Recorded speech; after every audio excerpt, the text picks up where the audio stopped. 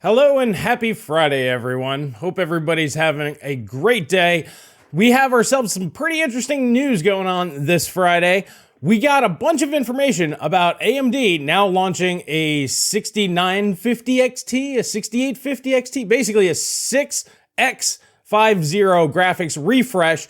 And it's very interesting because the details have been a little sparse, but over the past few days, we've gotten more information. So that's a pretty big deal that we got. We also have information that RDNA3 is coming out this year. It's been definitely confirmed by Lisa Su herself. We will see RDNA3 graphics cards, and we have an initial leak with the 128 EU graphics card from Intel, performance leak from CSoft Sandra. So that's pretty interesting. We're going to be talking about all that here today. But first, I'd like to thank VIPURCDKey.com for sponsoring today's video and offering you guys an additional 25% off your next Windows 10, Windows 11, or Microsoft Office products. You can go ahead and do so by using promo code GOG25. To take advantage of this special offer, just click the link down in the description below. You'll be taken right to the Windows 10 Pro page that you see here.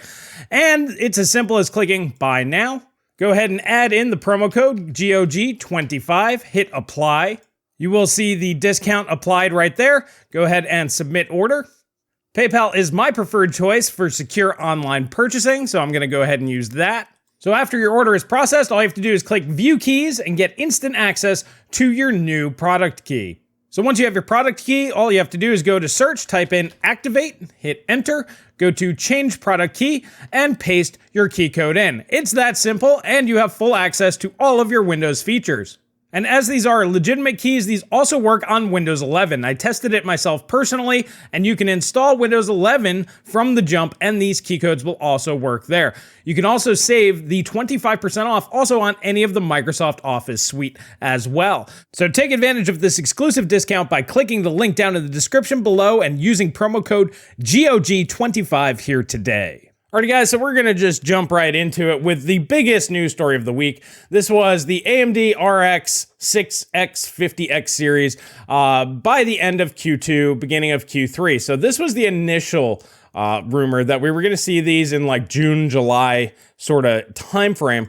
And this comes from Greymon, and we're also gonna be getting an RX 6500 and RX 6400 will be OEM only. Basically, the 6500 should basically just be the 6400. But the 6500 should be around $130. So we got a lot of leaks in this particular one.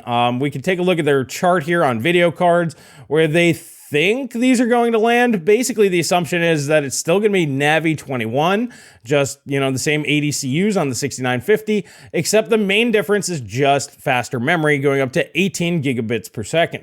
So that's about all we have on this particular one. However, no changes in GPU node for the RX 6X50X series. 6050 series, I think, would just be the easiest way to describe this. So the big question everybody had was, will this be on 6 nanometer? Will you get that extra efficiency? 6 nanometer brings about 13% better performance per watt. So Moore's Law is Dead came out and said, nope, it will be on 7 nanometer. And my own sources have basically confirmed that to be true. Which really begs the question, why are they re-releasing the same cards this year, just with slightly faster memory? So that's something we'll talk about towards the end of this video. But yeah, as of right now, it's basically just the same graphics card with faster memory as far as we can tell. Now, the last bit of information that we got is an update on the time frame, and that's the RX 6950 XT already in April, meaning that this might come out faster than we were already expecting. And this information comes from a good friend of ours, and that is also from Cortex. He got the information that it's planned for mid-April, and that there's no 6850 XT so far. So the main reason why I think that this might be coming a little bit sooner, or the reason why both of these guys might be right, is if they do refresh the whole lineup, top to bottom, they're gonna want to stagger those launches. So obviously getting the flagship out first, top-end chip first, is going to be sooner, and then they'll just trickle out slowly as time goes on. So to me, this does make sense. So 6950 XT, perhaps the 6850 XT a little later on, depending on probably how well the 6950 XT comes out. And this right here is definitely looking to be a response to the 3090 Ti, which may or may not be a thing. So these other cards may or may not actually ever exist. I think that this is just in anticipation of NVIDIA launching new cards, and AMD wants to do the same. So both of these guys might be right. We might see one in like April, May, June, and maybe it would continue down even into the 6000 series or the 6600 series if they feel that it's necessary to do so. Now, this got a lot of people wondering, is RDNA going to be a thing if they refresh their whole lineup top to bottom, which is what the original leak was? Why would they do that if they're going to launch another graphics card just a few months later?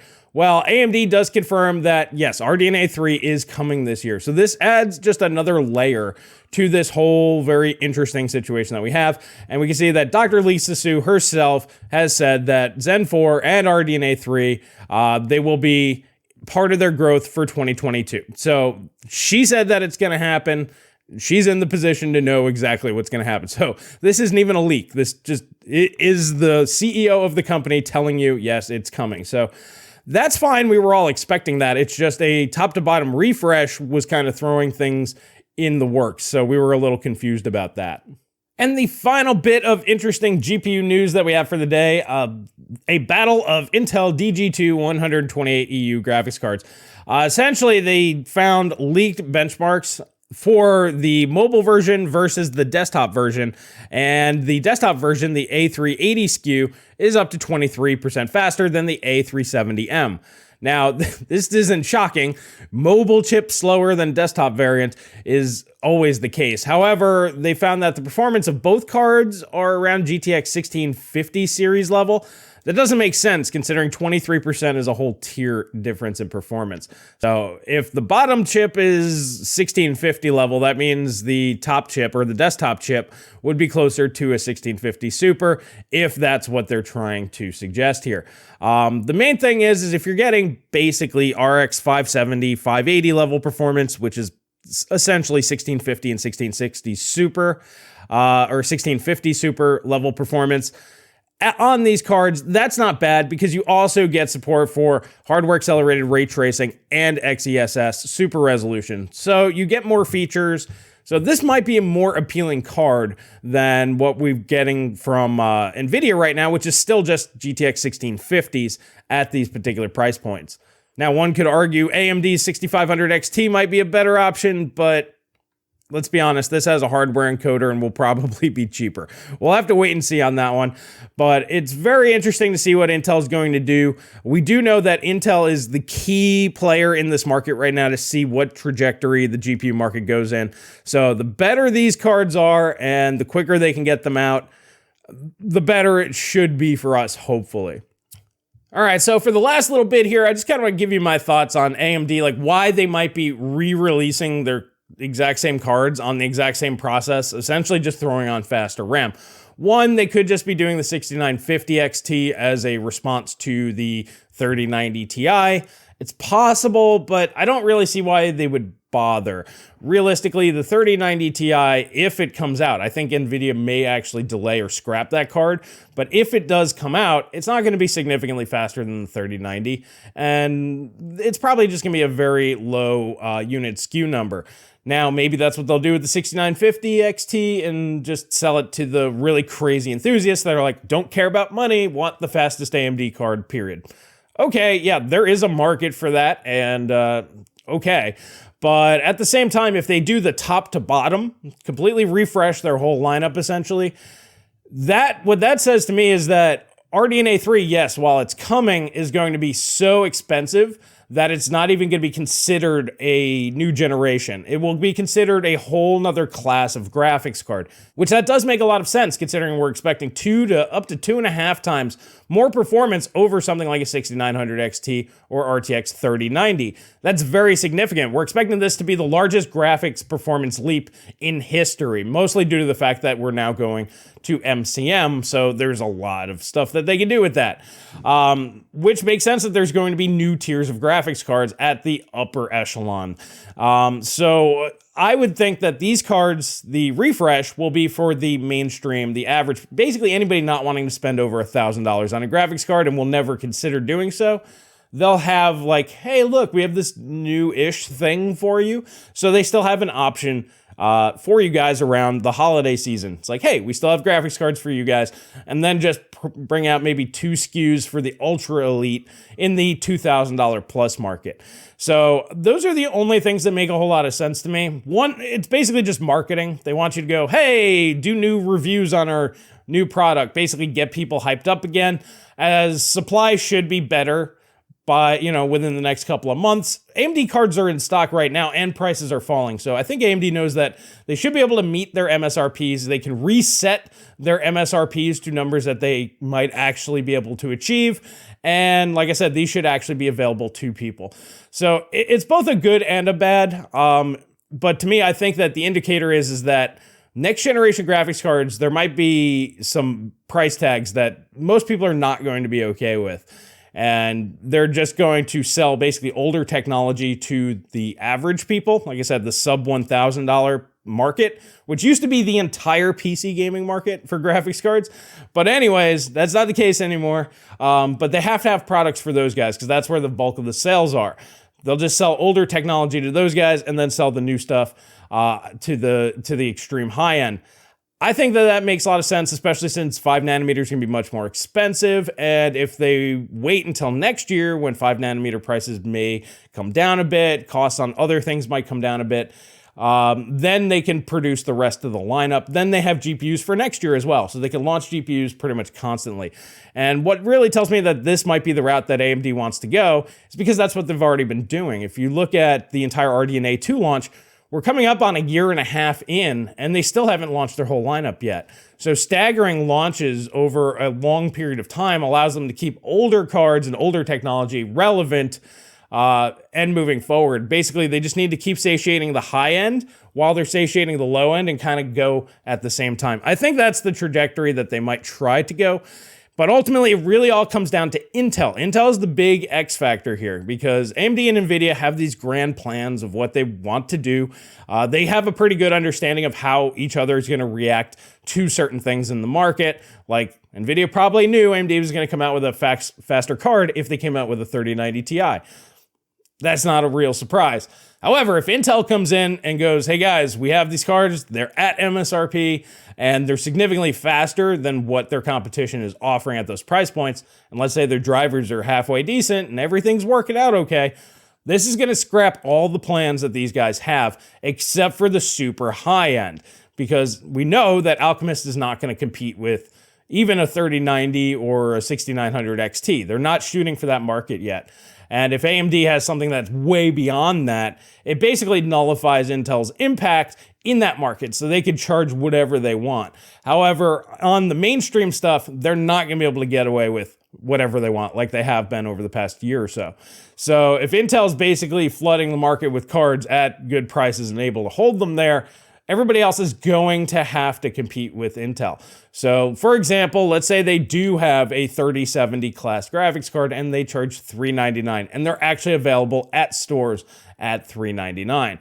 This means that AMD and NVIDIA are going to have something at least relatively close in price and have them available. Otherwise, they're going to miss out on a lot of sales. So yeah, Intel's looking pretty good. I mean, obviously 1650 series level performance isn't the best. But for the 128 EU version, we were basically thinking RX 570, RX 580 level. And once again, it all comes down to price. If it's like $100 or $130, depending on performance, the thing would be great. And it's very clear that the $130 price point is important because it looks like that's what AMD is talking about for their 6500. Where the performance on that will land, probably RX 470 level. I'd say it's a little slower than the RX 570, but we'll have to wait and see on that one. But if it's any slower than that, I just don't see the point in the card even existing, honestly, because even 1650 level is a bit too low. RX 470, 570 is probably the baseline that I would recommend. But we know that that's an important price point. So I'm sure Intel also has focus groups and all sorts of things letting them know that, hey, we have to hit price points on the entry level around here. And these are the performance targets people are expecting. So yes, I'm assuming that Intel has brains and has spent the money figuring things out.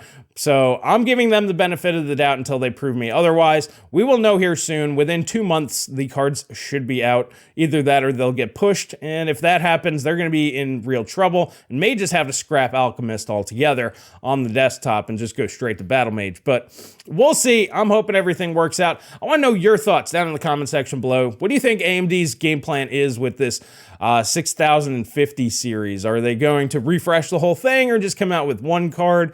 Do you think it makes sense for them to basically reset their lineup, set realistic MSRP and pricing targets for those cards, and then actually having them in stores at those price points? I personally think that's fine. You know, reset the lineup, give them appropriate price points, and then have them available. I'm okay with that, but I want to know your guys' thoughts on this. Do you think that Intel really is the only hope that we have in this market as these guys are going to try to push things? I want to hear all your thoughts down there. And that's really all I have for you guys here today. And I'll catch you guys in the next video.